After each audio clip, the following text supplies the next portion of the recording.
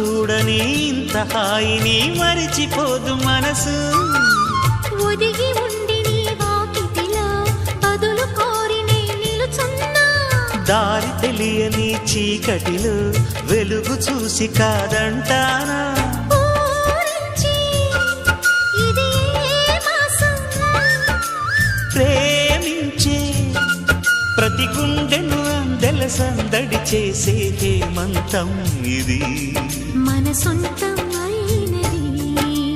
కిలకిల నవ్వే కోయిల కోసం వచ్చింది మధుమాసం. మిలమిల